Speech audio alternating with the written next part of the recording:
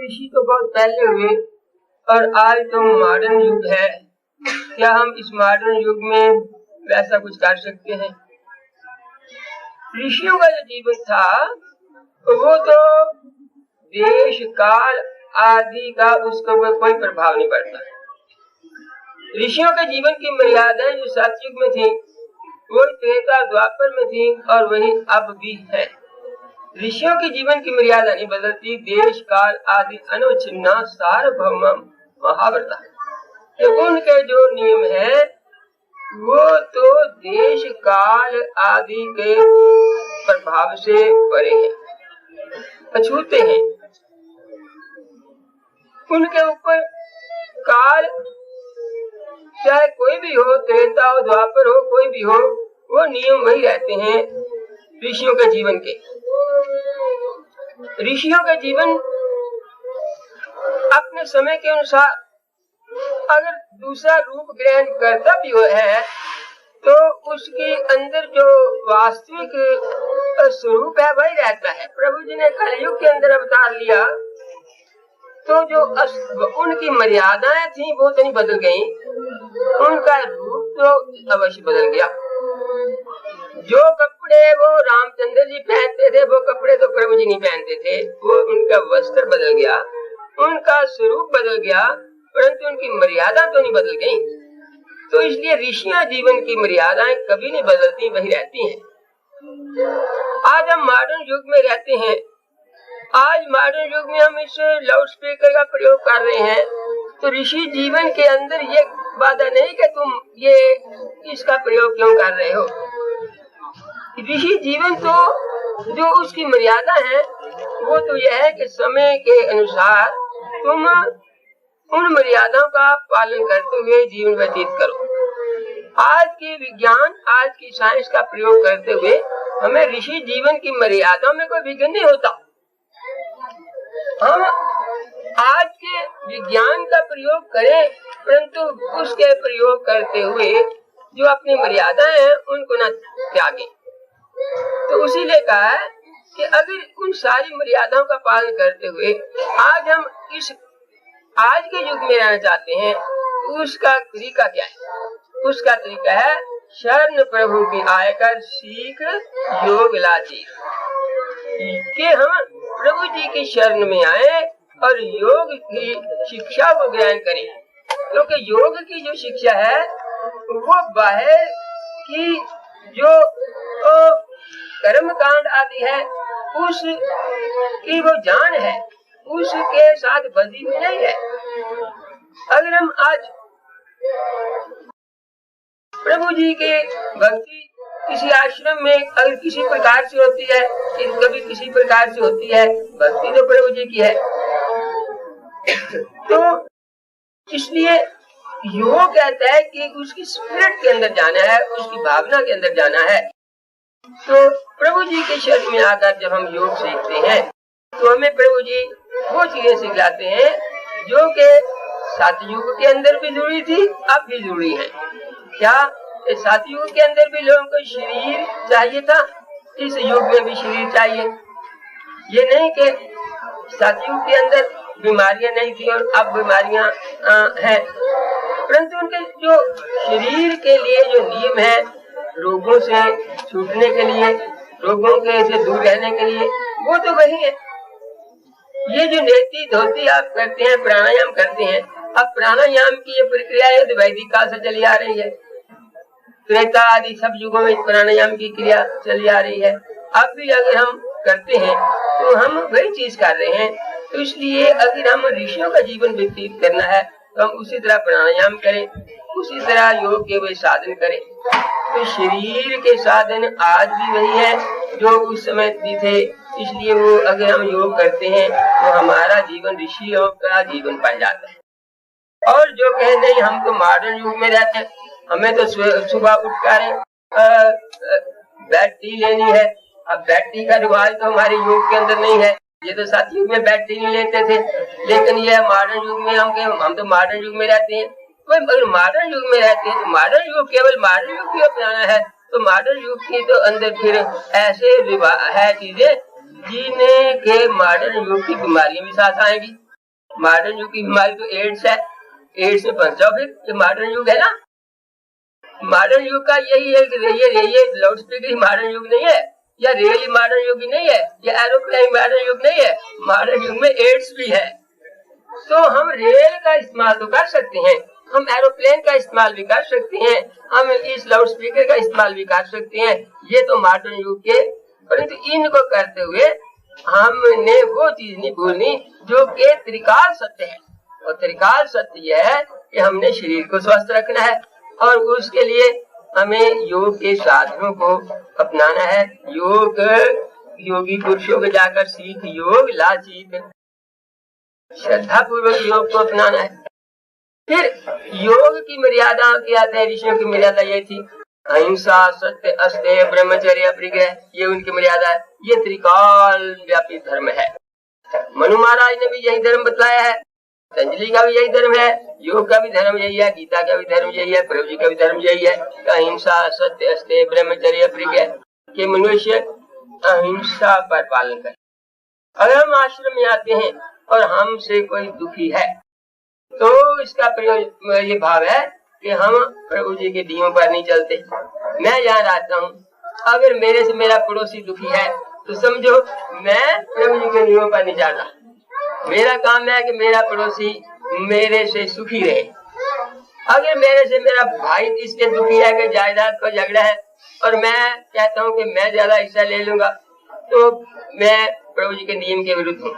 मेरा प्रभु जी के आने का ये मतलब है कि प्रभु जी के पास आता हूँ मैं।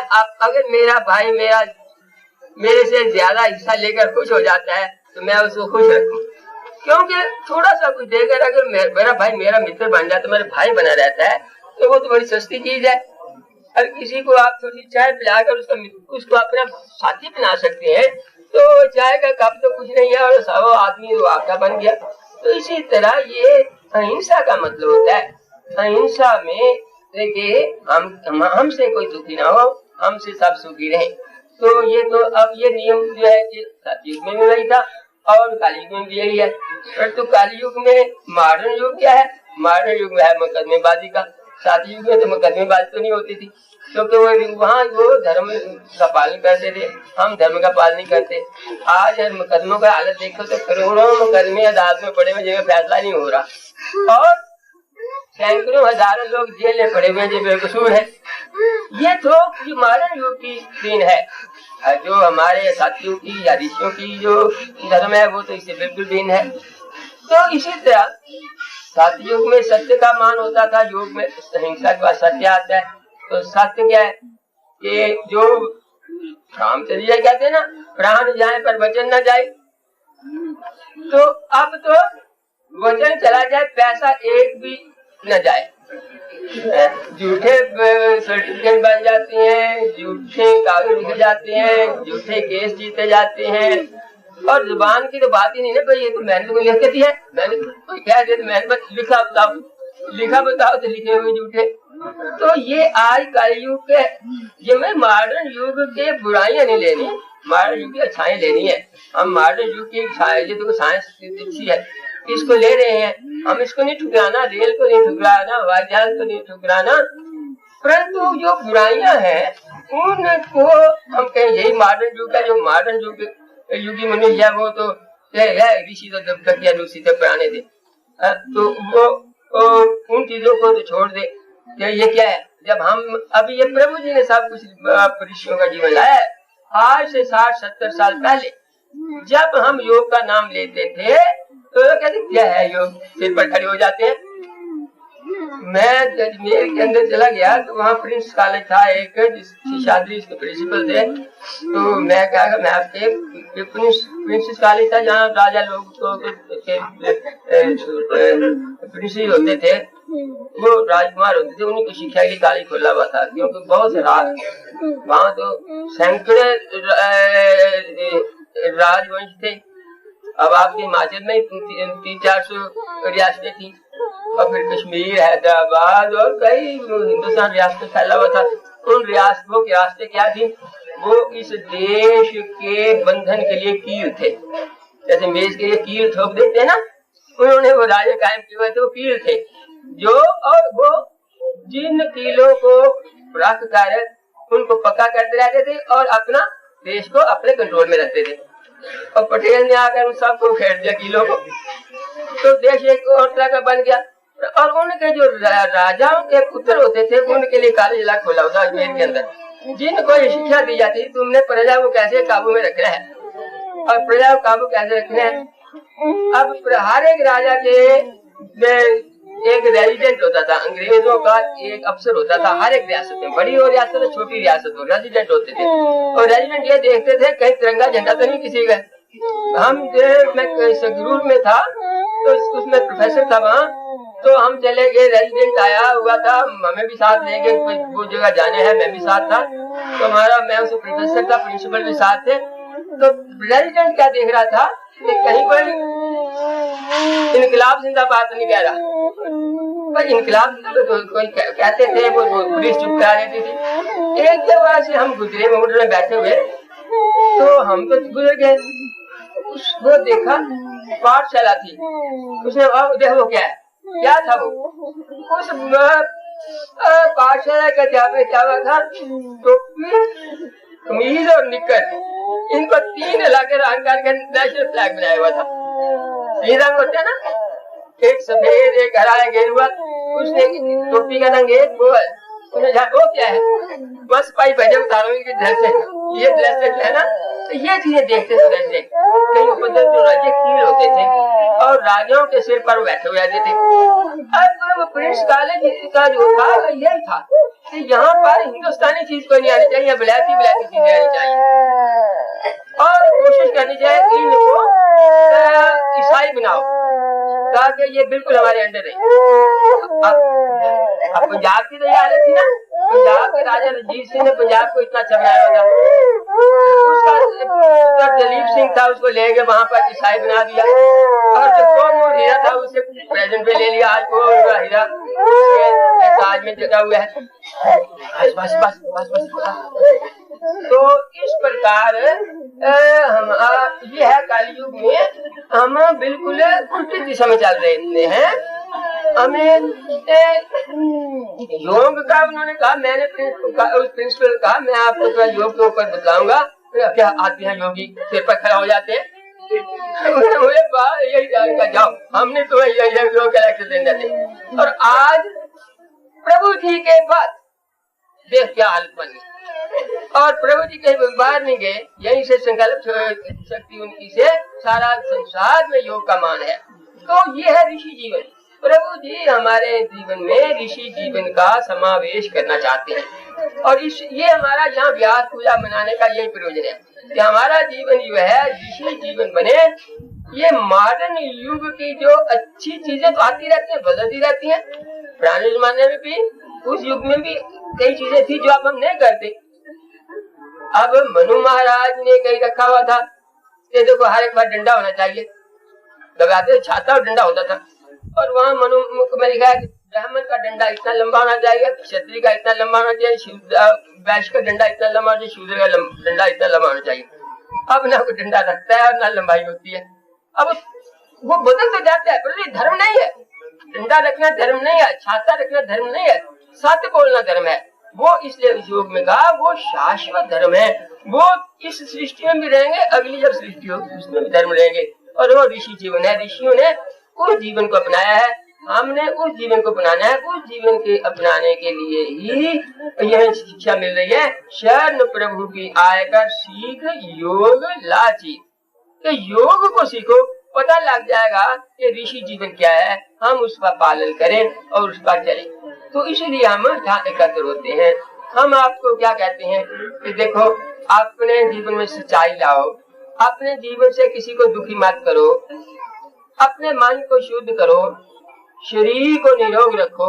साधन प्रभु ने बताए हुए हैं। और इन सब को कैसे, ये मान को कैसे हम ये ला सकें, सच्चाई और हिंसा वगैरह, अगर हमारे अंदर संतोष होगा।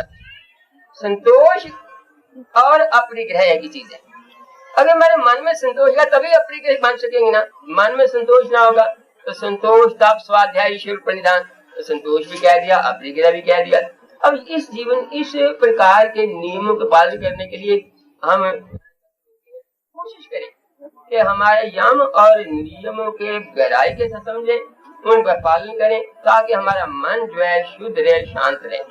शरीर के साधन करें, शरीर स्वस्थ रहे, निरोग रहे और दीर्घायु हो। और ये करते करते फिर हम ये पुस्तक पढ़ते हैं, ये सारी चीज पुस्तक मिलती है, हमारी पहले बुद्धि मानेगी तब ये करेंगे ना। यहाँ ये सारे साधन लिखे हैं, हम पढ़ते हैं, विश्वास होता है, साधन करेंगे। यहाँ यम नियमों का गुण लिखा है, व्याख्या की हुई है, हम पढ़ेंगे तो हमारी बुद्धि पहले बुद्धि मानेगी, फिर मान मानेगा, फिर शरीर। तो ये हम स्वाध्याय करें। जब यहाँ आप आते हैं, मैं कहता हूँ भाई देखो, घर जाकर रोज आसन किया करना, घर जाकर आप पूजा पाठ किया करना, घर जाकर रामायण पढ़ा करना। अब अगर 3 चीजें आप करेंगे तो टाइम आएगा, हमारा जीवन ऋषि के जीवन के अनुकूल होगा। ऋषि जीवन अपना हित, ऋषियों के जैसा जीवन बनेगा। लेकिन अगर ऐसा करेंगे नहीं, पहले ना ज्ञान मिलेगा, ना कर्म करेंगे, तो फिर हमारा जीवन तो मॉडर्न बन जाएगा। मॉडर्न जीवन में तो आप देखो, आज हर दफा अखबार में खबरें आती हैं, अब भारत में एड्स की संख्या इतनी है। तो एड्स आया कहाँ से? जो अपने को मॉडर्न कहते हैं ना, अमेरिका, वहीं से तो आया है।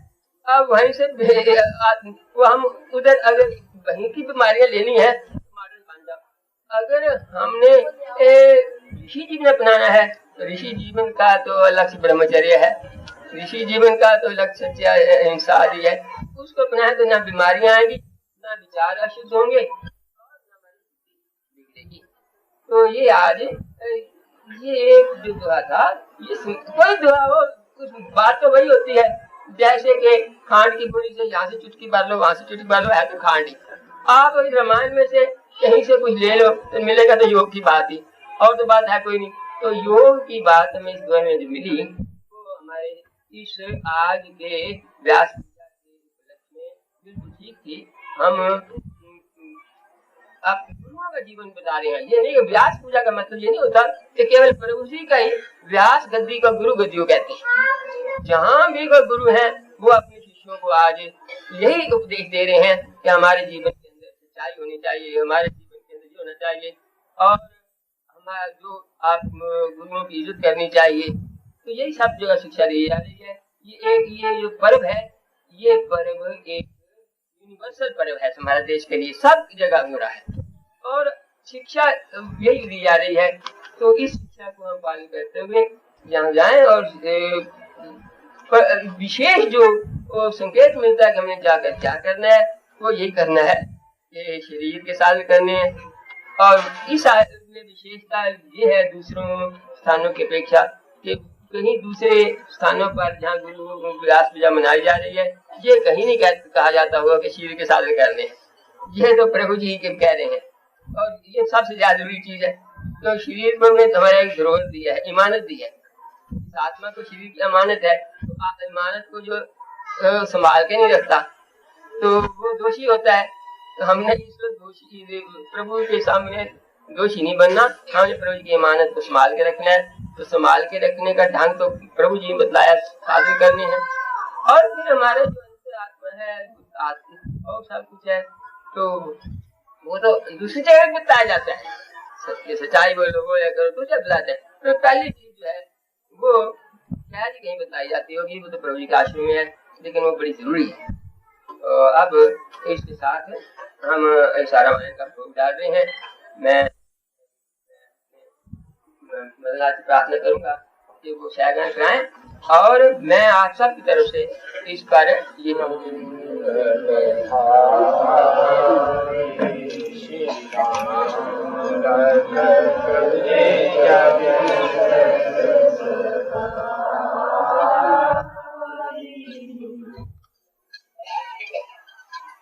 आप सब इनके पीछे हम सब बोलेंगे और प्रभु जी को अपना ये श्रद्धा भेंट करेंगे। प्रभु जी ने हमें कितनी शिक्षा दी है, योग की इतने दिन पाठ कर देते हैं, आपकी भोग डाल रहा है। इसके बाद 2-4 बच्चे हैं, उनको आशीर्वाद देनी है। उनका एक मुंडन किया हुआ है, 2-4 ने जन्मदिन मनाना है, किसी ने अपना दीक्षा भी सुनाना है, और उसके बाद आरती होगी। आरती के बाद जो बाहर से विद्वान आए हुए हैं, उनके उपदेश होंगे। और फिर भोजन तक, फिर भोजन जब आपको भोजन के समय और भोजन के समय के बाद भी कुछ कीर्तन का होगा, जिसमें प्रेम जी आए हुए हैं, मदन जी हैं, सब और जो बहने भाई हैं वो अपना समय ले सकते हैं कीर्तन में। तो ये 4 बजे हम ठीक आशियों का बच्चों का कंपटीशन करते हैं। कंपटीशन नहीं होता, बच्चों के प्रदर्शन देखते हैं, बच्चों को इनाम देते हैं। तो उसके बाद वो प्रोग्राम 4 बजे तक ये हमारा कार्यक्रम चलना है, भोजन का भी और ये संगीत का भी, आरती के बाद और उपदेशों के बाद। अच्छा, अब ये बात है, एक सूचना है कि हमारे कुछ भाई बहन चंडीगढ़ और शिमला जाना चाहते हैं जल्दी से, ताकि समय पर पहुंचे। तो आप के लिए PS मेहता जलंधर के हैं, उन्होंने कैंटर लाया है कि अगर कोई कैंटर में शिमले तक जाना चाहे हम उनको घरों तक पहुँचा देंगे। तो मौसम भी खराब है और जल्दी भी पहुंच जाएंगे। तो ये कैंटर जो है ये इस समय 11 बजे, तो 11:30 स्टार्ट हो जाएगा।